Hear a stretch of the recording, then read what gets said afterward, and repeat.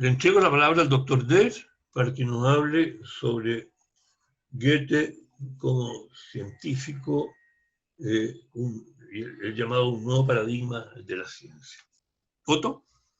Bueno, los saludo a todos, repito, desde este refugio cordillerano que estoy desde hace 3 meses, rodeado de montañas nevadas, con bastante frío, viviendo una experiencia muy particular que me ha permitido dedicarle muchas horas a profundizar en este personaje sobre el cual vamos a hablar hoy día. Se imaginarán que en 45 minutos o un poco más quizás no se puede exponer lo que es Goethe, porque Goethe es un mundo, no es una persona.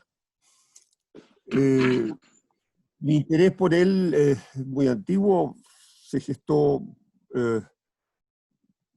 bueno, conocí sus novelas de joven, que me impresionaron mucho, el Werther y las afinidades electivas, pero después en Alemania me encontré con él a cada momento porque es un personaje que está presente en todos los ámbitos, desde las calles, las plazas, las estatuas, y sobre todo en la conversación de toda persona culta.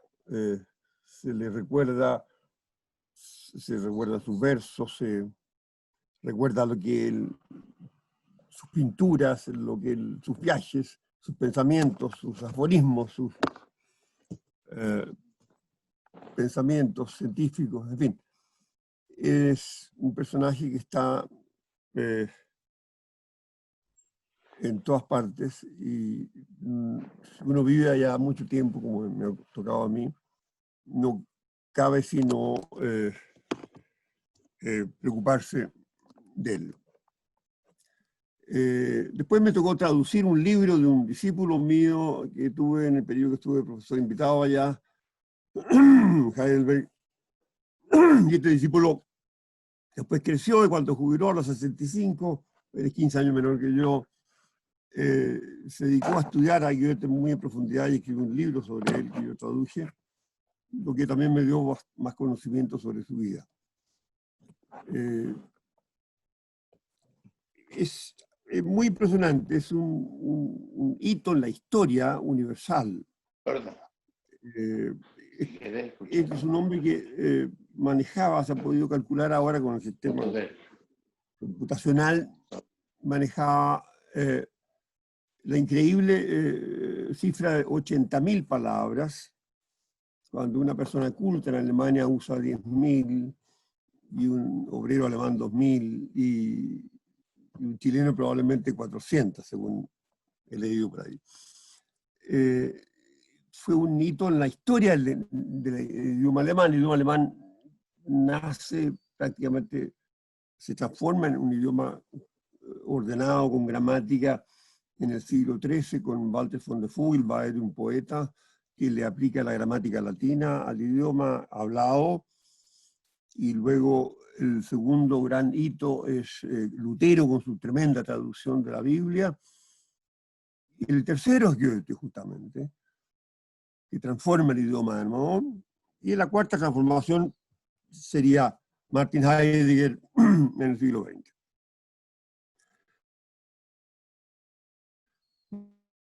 Bien, este personaje en el tema de su actividad científica. Debo advertir que me voy a referir solo a un aspecto de la actividad científica de él, que es la que tiene que ver con la teoría de los colores. El doctor Andrés Valdivieso tuvo la gentileza de enviarme hace algunos días un extraordinario artículo de Juan de Dios Vial Correa sobre Goethe como biólogo, y que es realmente impresionante, lo recomiendo. Apareció en la revista de la Universidad Católica en el año 82, y él se refiere a Goethe como zoólogo, como geólogo. Yo me voy a referir solamente a la parte de su óptica. Siendo un absoluto ignorante, por supuesto, en las intimidades de esta ciencia.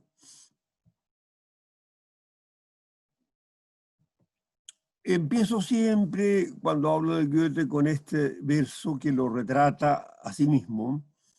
Todo dieron los dioses, los infinitos, a sus preferidos, todo.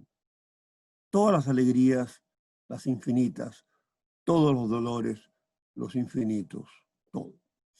¿Esto por qué? Porque su vida fue exactamente una ecuación entre la mayor felicidad y la mayor gloria, la felicidad de tener ese cerebro y poder tener ese idioma y crear la poesía más extraordinaria, imaginable, y tener esa creatividad permanente y vivir 83 años cuando se vivía 35, pero el dolor de haber perdido a todos sus hermanos, eran 8 hermanos, perdió 6 pequeños, uno incluso grandecito de 8 o 9 años, que era su gran amigo, y su hermana Cornelia, que fue su gran amor, digamos, filial, y que murió de parto a los 26 años. Después perdió a la mayor parte de sus hijos, de manera que la muerte lo rodeó mucho y ese tema está presente también en gran parte de su obra. Por eso dice, él agradece a los dioses, a sus preferidos. Él era un preferido de los dioses, evidentemente, por todas las alegrías que le dio, pero también le dieron demasiados dolores. Este es un verso cualquiera, sacado del diván oriental occidental, que retrata así más o menos la profundidad con que, de todo lo que él dice, ¿no? Porque la vida es amor, pero la vida de la vida es espíritu. Y este es el final del Fausto. Y esto daría para varias conferencias, no para una. Todo lo transitorio es solo una metáfora. Lo imperfecto aquí se ha hecho realidad. Lo indescriptible ha sido consumado. El eterno femenino nos impulsa hacia lo alto. Bien, no me atrevo a hacer una interpretación, pero algo puedo decir al respecto. Los primeros 2 versos es una idea que él tenía siempre, incluso su legado, su gran poesía que escribió a los 80 años, empieza con la frase: ningún ser puede desintegrarse hasta la nada, pues lo eterno vive y se prolonga en cada uno. Esta idea de que el espíritu no puede destruirse jamás. Lo imperfecto es probablemente el ser humano. Si lo comparamos con el resto de la naturaleza, es evidentemente imperfección, pero al mismo tiempo es capaz de lo indescriptible, que es el arte, la obra de arte. Y todo lo mejor de la naturaleza se reúne en lo femenino, que es lo que genera, lo que fecunda, lo que eleva. Ese fue su padre. Su padre fue un tipo extraordinario, un abogado inteligentísimo, cultísimo, hablaba muchos idiomas, tenía una biblioteca espectacular, donde el niño desde los 3 años empezó a leer. Era de un origen muy modesto, hijo de un sastre, y sin embargo llegó a ser, como digo, un abogado destacado en la ciudad libre de Frankfurt. Frankfurt era una ciudad independiente, no era principado, no dependía de ningún reino, funcionaba de una forma democrática, se elegía una especie de parlamento, y él se casó justamente con su esposa, Catarina Elisabeth, que era hija de uno que había sido presidente de la ciudad de Frankfurt. Ahí está Goethe joven, ahí está Goethe anciano, a los 78, poco antes murió 5 años después. Sus amores, muchos amores, él tuvo una especie de incapacidad de vincularse. Cuando llegaba el momento del matrimonio se arrancaba, tenía un curioso complejo. Sin embargo, se casó al final, a los 40 y tantos años, se casó con la cocinera de su casa, y con la cual fue muy feliz, Le dio muchos hijos, pero desgraciadamente murieron la mayoría. Un rasgo de su personalidad que se pueden observar en el hecho que él, siendo ministro de Educación del Principado de Sajonia-Weimar, y casado con la cocinera, obligó a los príncipes a que aceptaran a su mujer en todas las recepciones. Ahí está Friedrich Brion, su amor, hizo el doctorado, fue abogado, él primero en Frankfurt, se recibió estudió en Leipzig, después trabajó en Frankfurt un tiempo, después hizo un doctorado en Estrasburgo, donde conoció su gran amor, Friedrich Brion. Aquí está Charlotte de Buff, la inspiradora del Werther, después que volvió el doctorado a Frankfurt, estuvo trabajando en un estudio de abogados, se aburrió muchísimo, su padre le consiguió un puesto en un juzgado ahí en Wetzlar, cerca de Frankfurt, y ahí conoció a esta mujer, estaba de novia con un diplomático, y que estaba a cargo de sus hermanos, pues había muerto su madre, y ahí se genera un triángulo que va a ser el que inspira su famosa novela El Werther, que provocó una ola de suicidios en toda Europa, y la iglesia luterana, más rígida que la católica, prohibió el libro en todo su ámbito por este efecto. Es un libro maravilloso y que le dio tal fama que ahí saltó él a la fama realmente, ¿no? Poco después, él se arranca de Wetzlar, no podía seguir esta situación triangular con Charlotte y con el marido, o el novio, y vuelve a Frankfurt. Ahí tiene otro noviazgo con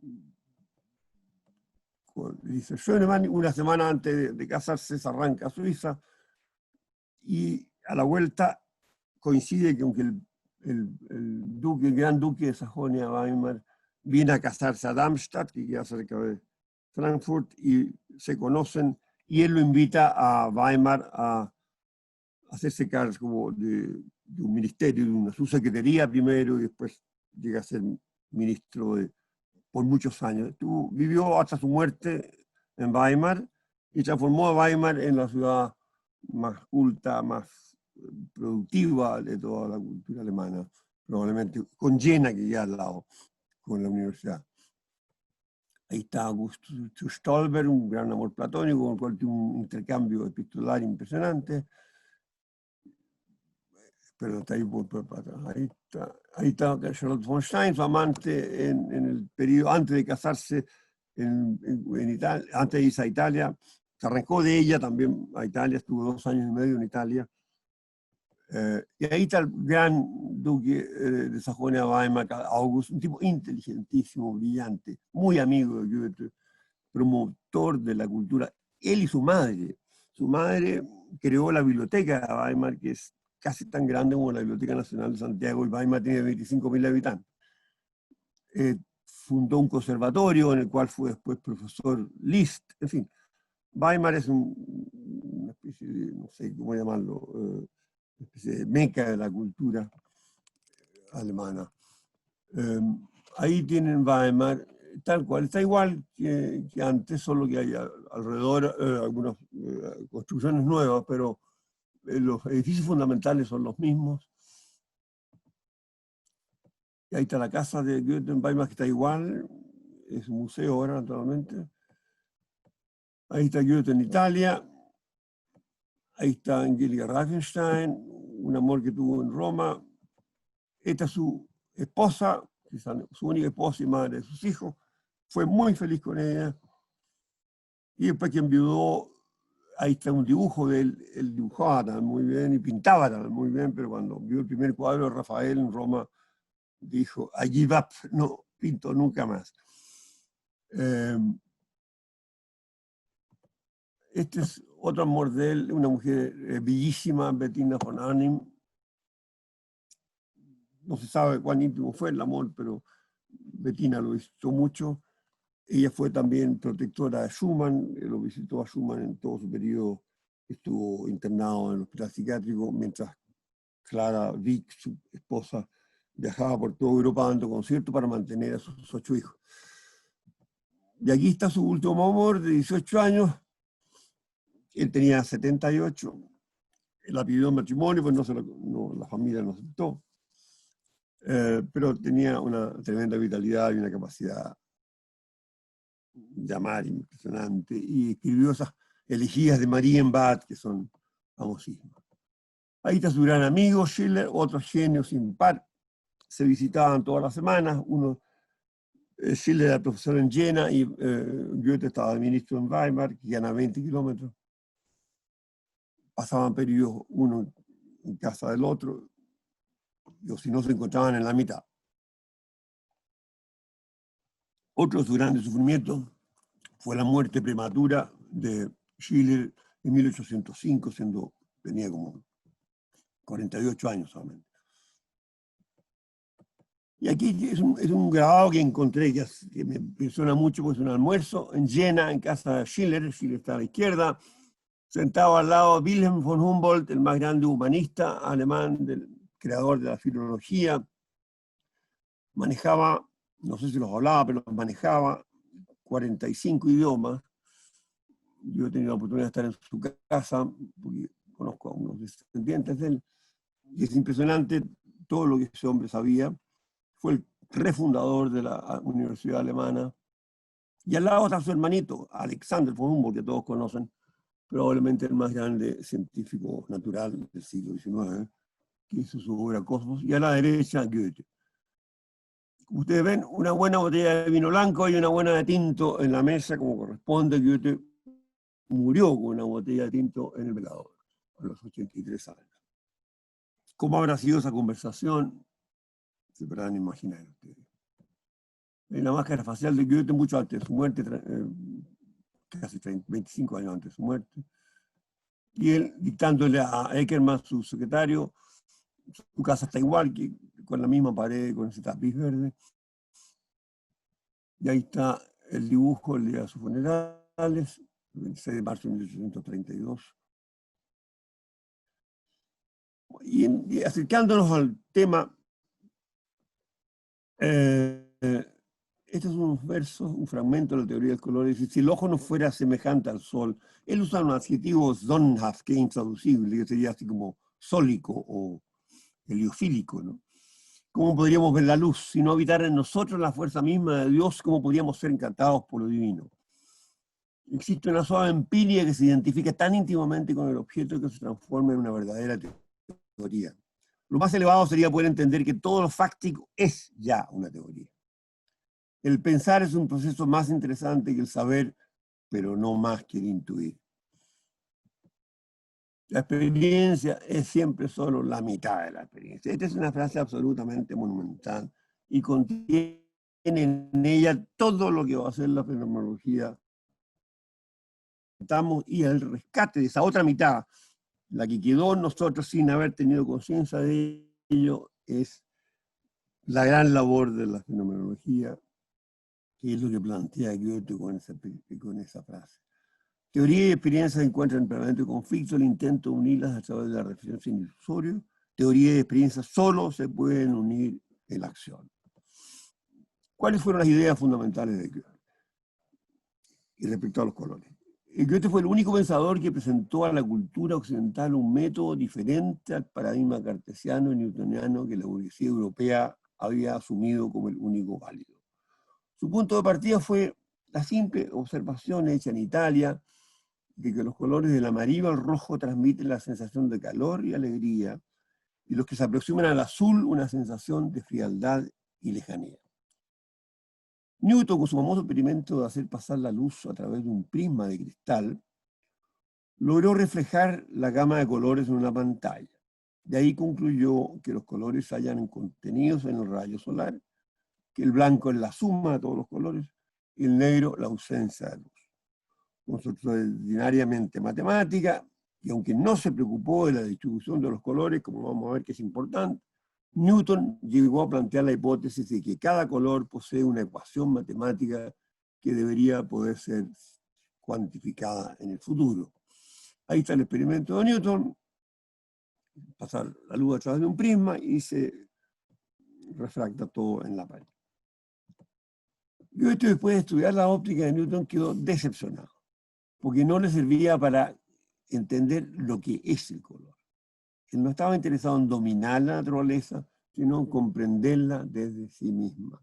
Esta postura de Goethe va a ser tan importante que al final de la conferencia les voy a leer un artículo, un pedazo de un artículo de Heisenberg, premio Nobel del año 32, creador de la teoría del principio de incertidumbre, en que dice que da a entender que si la humanidad hubiera tomado el camino científico de Goethe y no el de Newton, no habríamos llegado ni a la bomba atómica, ni habríamos llegado a la destrucción de la naturaleza, como decía. O sea, él no está interesado en dominar la naturaleza, sino que en comprenderla. En el año 70 publicó los primeros resultados de sus largos experimentos con la luz, y en 1809 su famosa Farbenlehre, teoría de los colores, que él consideraba su mayor contribución a la ciencia de Occidente y representaba un nuevo paradigma. Goethe realiza innumerables experimentos con la luz solar. Uno es el siguiente: en una habitación oscura hace pasar la luz a través de una hendidura hasta un prisma de agua donde se produce la refrangibilidad y los colores se reflejan en una pantalla colocada detrás del prisma. Aparece entonces una imagen coloreada en los bordes superiores e inferiores y blanca en el medio. Si el prisma está colocado de modo que su corte transversal se estrecha hacia abajo, no sé, entonces el borde superior estará coloreado azul y el inferior de amarillo. El azul se transforma en violeta, el amarillo en rojo, a medida que se acercan a la oscuridad. Ahí está el experimento de Goethe. Este otro, no, el segundo de la derecha. Ahí está el blanco, ¿se fijan ustedes? Después, al alejar el prisma, entonces se aparecen los colores de nuevo. Pero lo primero que ocurre está en un extremo el azul, en el otro extremo el amarillo y en el medio el blanco. Y usted se da cuenta entonces que la frontera entre la luz y la oscuridad tiene un significado en la aparición del color. Y así advierte que en la parte superior de la pantalla, la masa de luz aclara la oscuridad y se produce el azul. Mientras en la inferior es la oscuridad la que penetra en la masa luminosa y se produce el amarillo. Aleja entonces la pantalla del prisma, los bordes coloreados superior e inferior se ensanchan hasta mezclarse y aparece el verde. Ese sería el momento subjetivo del experimento. Para objetivarlo, echó polvo blanco sobre el haz de luz y observó cómo en el borde superior la claridad entraba en pequeños hilos en la oscuridad, mientras en el inferior, ahí donde están el amarillo y el rojo, los hilos muestran que lo oscuro penetraba en la claridad. Su conclusión es que el color no se produce, como pensaba Newton, por estar contenido en el blanco, ni la oscuridad es la ausencia del color, sino que el color se genera por la bipolaridad entre lo claro y lo oscuro. Los colores se generan cada vez de nuevo cuando chocan luz y oscuridad. Y esto explicaría también la psicología de los colores. Los colores situados en el borde de arriba, gris, violeta, azul, son colores que atemperan la oscuridad y transmiten pasividad. La que en el violeta y en el gris llega a la depresión y a la falta de vida. En el borde inferior, en cambio, el amarillo está cerca del haz luminoso, color de la fuerza, y el rojo, su expresión máxima, el color de la vida. Los colores azulados son pasivos, los rojos activos. Por eso impactan a la psique de distintas formas. En el centro está el verde, equilibrio exacto entre luz y oscuridad, acción y pasividad. En conclusión, el color sería una idea o arquetipo que se halla oculto en la naturaleza y que se revela al mundo animal y humano en el momento en que en los contornos de los objetos chocan la luz y la oscuridad. En suma, los colores son una síntesis de una polaridad dialéctica. Más allá de la vibración cuantitativa que él no niega, el color sería una cualidad ideal y el negro o lo oscuro es algo constitutivo y esencial en la génesis del color y no algo meramente accesorio, como señalara Newton.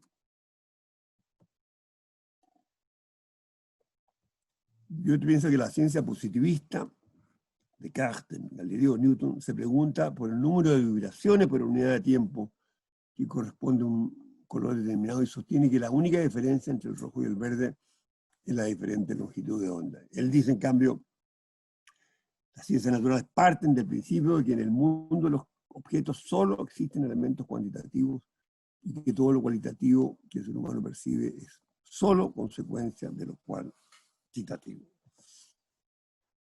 Newton afirma que si Newton se hubiera fijado en la posición de los colores en el arcoíris y en cómo aparecen, se gestan y se invierten, se hubiera dado cuenta que los colores no están contenidos a priori en el espectro solar, sino que surgen a posteriori. Newton se pregunta por la relación entre el rojo y el violeta y cómo están al mismo tiempo en el mundo exterior y en el mundo interior. En otras palabras, el rojo no es solo un nombre arbitrario que el ser humano le da a un número de vibraciones de la luz que llega a la retina, porque él despierta fuerza y energía, no solo en nosotros, sino en la naturaleza toda. Los objetos exteriores y las percepciones interiores se corresponden. Esto es muy importante porque va a ser exactamente lo que está pensando la ciencia hoy. Se trata de una relación dialéctica, polar, entre sujeto y objeto, y no de la desvinculación de ambos. La teoría de Newton dice que esto solo serviría para dominar el color, pero no para comprenderlo.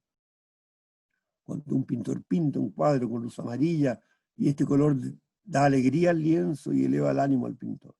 Y esto ocurre porque en su posición el amarillo está muy cerca de la claridad, y por eso puede usarse para mejorar el ánimo de los depresivos. Se adelantó 200 años a la luminoterapia, que se instauró en los años 70 para los depresivos.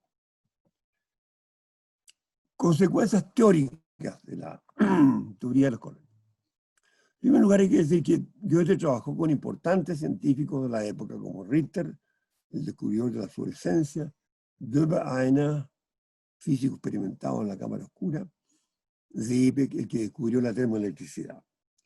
Realizó más experimentos con la luz que Newton, y físicos actuales calculan que toda su obra sobre la luz y los colores equivaldría a unos 200 papers publicados en revistas especializadas de hoy. A pesar de que sus ideas se oponían al paradigma científico imperante inspirado en Newton, ellas influyeron directamente en la obra de importantes científicos de los siglos XIX y XX, como por ejemplo von Helmholtz, que inspiró las observaciones de Goethe en el desarrollo de su fisiología de la visión. Kirchhoff y Bunsen, inspirándose en las ideas de Goethe, hicieron uno de los descubrimientos más notables en la historia de la ciencia, que es el análisis espectral, el que al ser aplicado al estudio del Sol y las estrellas abrió el camino al conocimiento de la química del universo. Tres grandes físicos del siglo XX, dos de ellos premios Nobel, Max Planck y Heisenberg, y Carl Friedrich von Weizsäcker, reconocieron expresamente la influencia que Goethe había tenido en sus respectivas obras.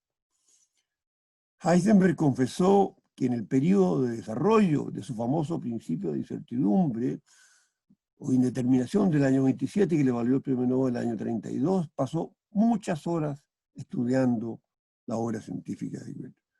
Y Carl Friedrich von Weizsäcker, sobrino de Victor von Weizsäcker, famoso médico, neurólogo y psiquiatra, creador de la medicina antropología, escribió: la luz de Goethe no es la de un faro que solo indica la presencia de un puerto, sino la de una estrella que nos acompaña en cada uno de los viajes.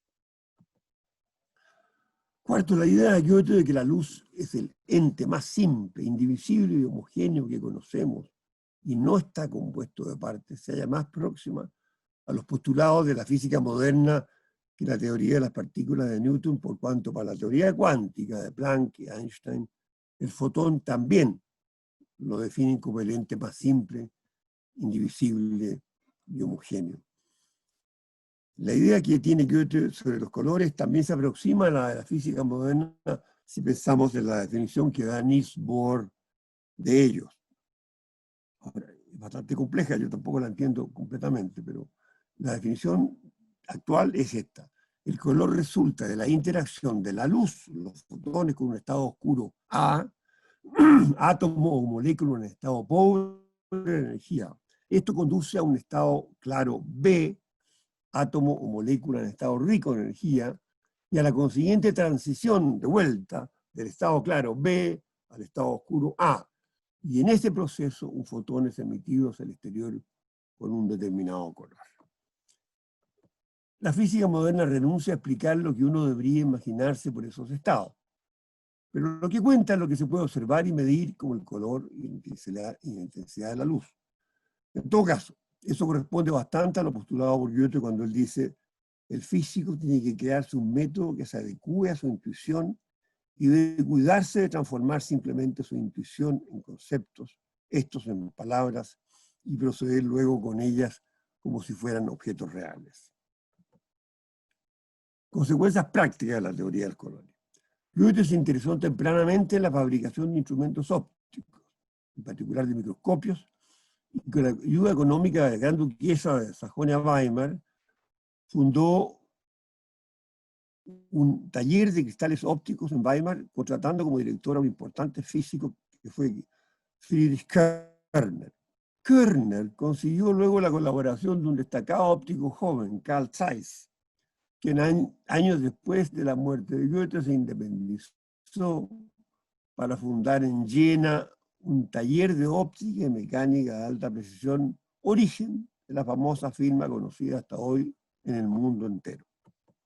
Tercero, en el desarrollo de su empresa, y sobre todo en la fabricación de microscopios de alta resolución, contó Zeiss con la colaboración de destacados profesores de la Universidad de Jena, como Matthias Schleiden, creador de la teoría celular, y el físico Ernst Abbe, el descubridor del año 73 del límite de Abbe, que es la mínima dimensión que puede distinguir el ojo humano con la ayuda de los microscopios de alta resolución, que son 200 nanómetros. Un nanómetro es la milésima parte de un micrómetro. El mismo Abbe llamó a científicos y técnicos a descubrir nuevas tecnologías para superar ese límite.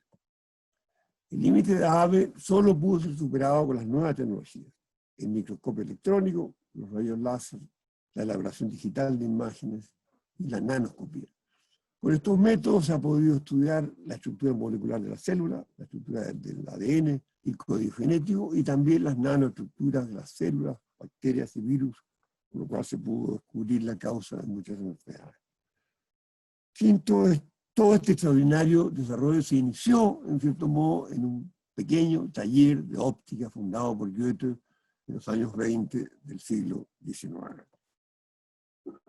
Según el conocido físico alemán actual, Christoph Kramer, la tecnología que se emplea hoy en la supermicroscopía consiste, en último término, cito, en llevar a diferentes moléculas a estados de claridad y oscuridad, o lo que es lo mismo, a estados en los que se registra y en los que no se registra la luz. Y esto permite obtener imágenes de altísima resolución, lo que coincide con lo manifestado por Goethe cuando dice: el ojo no ve formas, es la claridad, la oscuridad y el color en su conjunto lo que permite al ojo distinguir un objeto de otro, una parte de otra. Y así nos creamos el mundo visible a partir de estos tres elementos. ¿Qué dice la ciencia hoy? Francisco Varela, probablemente el científico más importante que ha tenido Chile. Piensen ustedes que cuando murió, la revista Biological Research le dedicó todo un número a su memoria y se hizo un resumen de su obra que es extraordinario. Francisco Varela dice: si medimos la luz reflejada por el mundo circundante, descubrimos que no existe una relación uno a uno entre el flujo lumínico en diversas longitudes de onda y los colores que percibimos en ciertas zonas. Dos hechos de observación. Primero, los colores percibidos permanecen relativamente constantes a pesar de grandes cambios de la iluminación, al principio de la constancia del color. Segundo, dos zonas que reflejan luz de la misma composición espectral revelan colores diferentes según el contexto donde estén situados. Eso se llama inducción cromática. Conclusión, dice Varela: no podemos explicar nuestra experiencia del color como un atributo de las cosas en el mundo simplemente apelando a la intensidad y la composición en longitud de onda de la luz reflejada. Vale decir, Varela no conoció la obra de Goethe y nunca lo cita. Seguimos con Varela. Los colores que vemos no están localizados en un mundo predado, sino en el mundo percibido que emerge a partir de nuestro acoplamiento entre nosotros y el mundo. La perspectiva objetivista da por sentado que las reflectancias de superficie se hallan en un mundo predado que es independiente de nuestras aptitudes perceptivas y cognitivas. este enfoque supone una considerable simplificación. Nunca se presentan objetos predados al sistema visual. Por el contrario, la determinación del qué y el dónde de un objeto, así como los límites de la superficie, la textura y la orientación relativa, es un proceso complejo que el sistema visual debe alcanzar continuamente, quedándolo, recuerden lo que decía Goethe, nosotros nos creamos el mundo real a partir de este juego entre luz, oscuridad y color. Por último, dice Varela, las categorías de color no se hallan en un mundo predado que sea independiente de nuestra aptitud perceptiva y cognitiva. Las categorías rojo, verde, azul, morado, naranja son experienciales, consensuales y corporizadas. Dependen de nuestra historia biológica y cultural de acoplamiento estructural. El color brinda un paradigma de un dominio cognitivo que no es predado ni está representado, sino que ha emergido y es experiencial. Bueno, ahí tienen sus típicos fenómenos, como la percepción depende de lo que uno... En la primera, ¿no es cierto? Un alcohólico va a ver una copa seguramente y una mamá va a ver dos niños mirando, ¿no?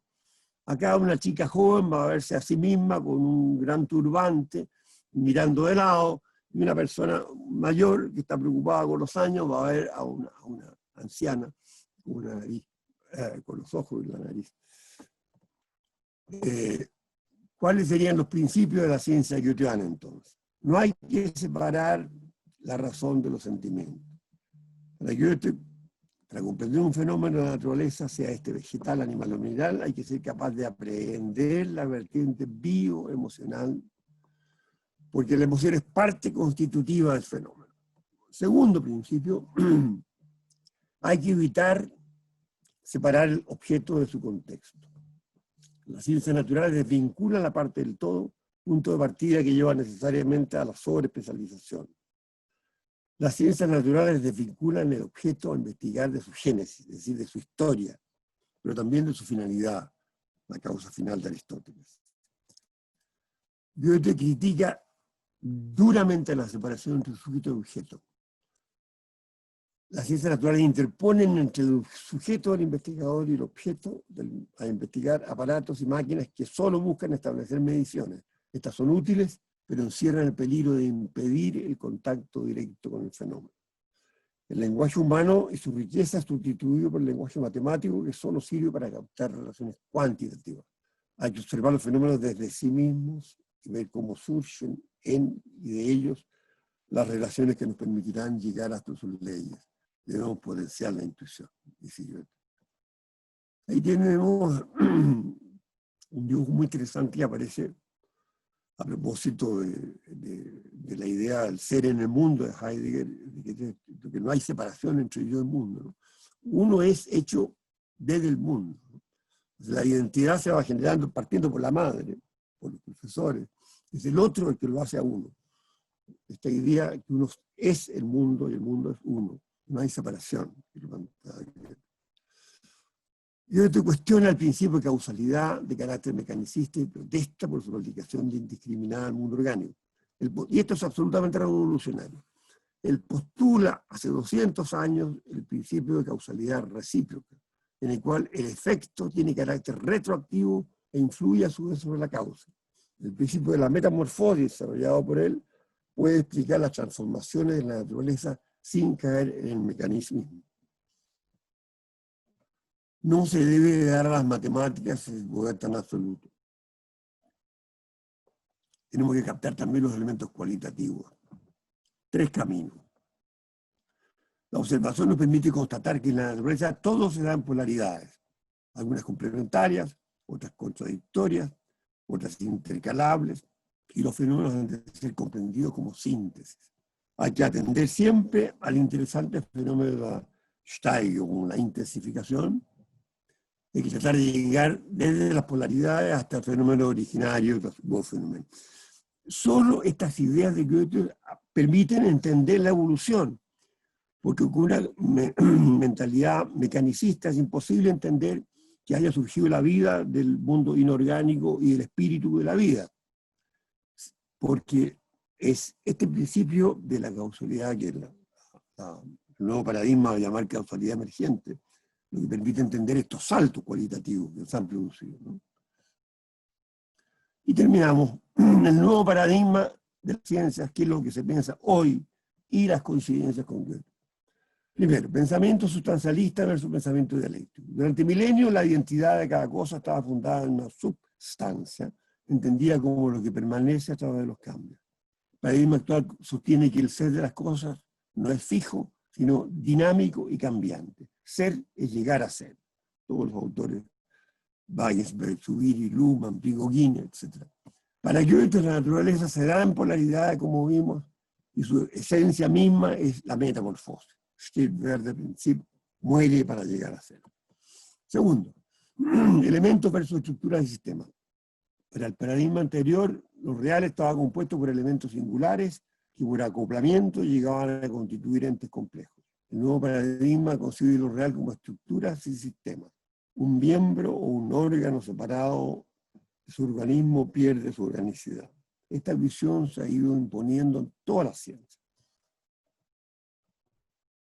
Goethe, como vimos, sostiene que no se debe separar jamás el objeto de su contexto, es decir, de su sistema, porque entonces la totalidad es suplantada por las partes. La parte, solo es entendible en relación al todo. Si uno cambia la parte, cambia el todo, como vamos a ver en una imagen luego. La ciencia debe, por cierto, investigar las partes, pero de tal modo que nunca se pierda la referencia a lo holístico. La visión holística debe primar siempre sobre la especialización. Goethe, en sus aforismos, para evitar malos entendidos, quiero dejar en claro que mi forma de mirar y tratar los objetos avanza siempre desde lo general a lo particular, desde la impresión global a la observación de las partes. Aquí en el caso de una actriz de Hollywood, que primero se cambió la boca y hace otra persona distinta, y después los ojos y una persona completamente distinta. Es irreconocible. Ustedes cambian una parte y se cambia el todo absolutamente. Nadie podría decir que esta a la izquierda y la derecha es la misma persona. Causalidad mecánica versus causalidad emergente. En el paradigma anterior, la causalidad opera como acción externa de un elemento aislado sobre otro. Los efectos son subproductos de las causas. En el nuevo paradigma, los hechos se generan por interacción sistémica. Es una causalidad emergente con retroacciones, feedback y protoacciones. La causalidad emergente permite comprender cómo, desde niveles más bajos de estructuración de la materia, surgen nuevas formas más complejas de vida, más complejas como la vida, por ejemplo. Mario Bunge fue un famoso argentino de origen alemán que estudió en Canadá, murió a los casi 100 años recién. Jonas, el creador de la teoría de la vida actual, Varela, Warrington, Fachet, el famoso matemático. Todos coinciden en esto. En el punto 6 de la perspectiva científica de Goethe explicamos su crítica a la forma mecanicista de entender la causalidad. Recordemos que él proponía la causalidad recíproca, en el que el efecto tiene carácter retroactivo e influye a su vez sobre la causa. Es decir, lo mismo que plantea la física, la química y la biología actuales cuando hablan de causalidad emergente. Determinismo versus indeterminismo. La ontología del paradigma anterior es determinista, pues todo lo que ocurre está predeterminado por las condiciones que lo causaron. En la ontología del nuevo paradigma se ha ido decantando la opinión de que existiría un verdadero indeterminismo óntico, observable tanto en el campo de la dinámica cuántica como en el de las estructuras complejas, teoría de las catástrofes, por ejemplo, y sobre todo en la evolución. Ahora bien, en el ámbito del indeterminismo biológico emergería un tipo específico de indeterminismo humano, que es la libertad. Estudio de Auersperg, Heisenberg, Luhmann, Weizsäcker, Prigogine, Popper, etc. Los conceptos de metamorfosis y de intensificación son lo contrario de un determinismo ciego. Según Goethe, la naturaleza siempre está creando nuevas formas cada vez más complejas, donde nada está predeterminado. En sus aforismos y fragmentos, Goethe nos dice que la fantasía es más propia de la naturaleza que la sensibilidad. Con ello está aludiendo a esa creatividad cuyos productos son siempre imprevisibles. Y por último, separación sujeto-objeto versus unidad primordial de ambos.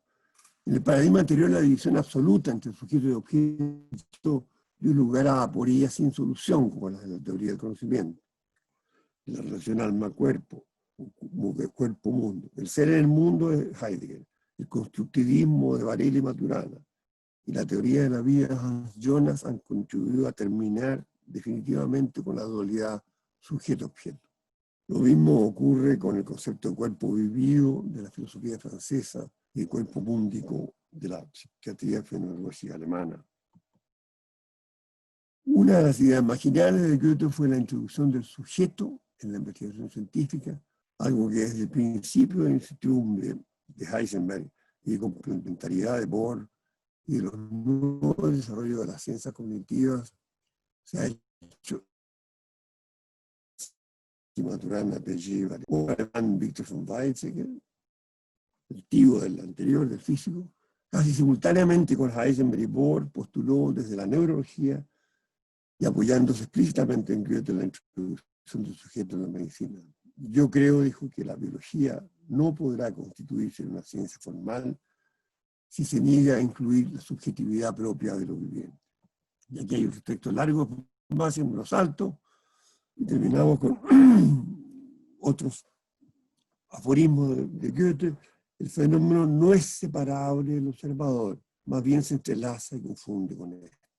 La naturaleza y la idea o espíritu no se pueden separar sin que con ellos se destruya el arte y también la vida misma.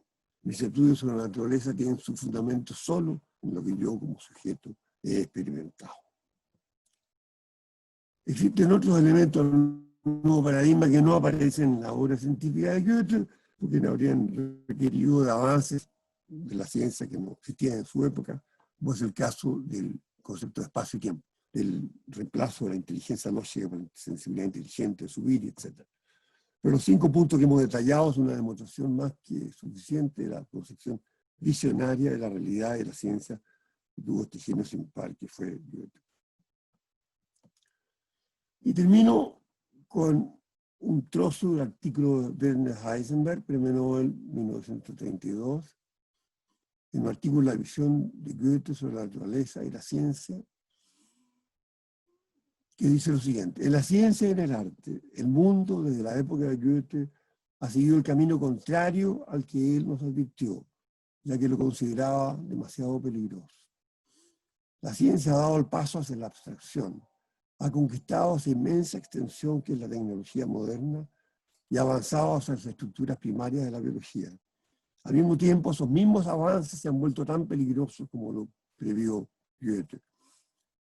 Consideremos, por ejemplo, la fría despersonalización del trabajo, el absurdo de los armamentos modernos, el vuelco hacia la locura que tomó un determinado movimiento político, se refiere al nazismo, naturalmente.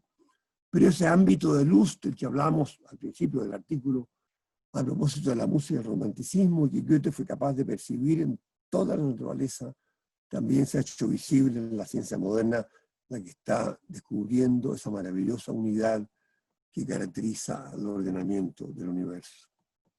Incluso hoy todavía podemos seguir aprendiendo de Goethe, como por ejemplo, no debemos dejar que todo lo demás se atrofie a favor del único órgano del análisis racional. Que hay que mirar la realidad con todos los órganos que nos ha dado la naturaleza y confiando en que esta realidad, así observada, reflejará también la esencia de las cosas, lo único, lo bueno y lo verdadero, lo que se hacía mencionar antes. Y esperemos que el futuro tenga mayor éxito a ese respecto, un éxito mayor que el que tuvo nuestra propia generación y que fue el que nuestra propia generación consideró como posible. Y la última diapositiva, cuando uno tiene, esto lo escribió pocos días antes de morir, perdón, años antes de morir. Cuando uno tiene 75 años no puede dejar de pensar a ratos en la muerte. A mí este pensamiento me deja tranquilo.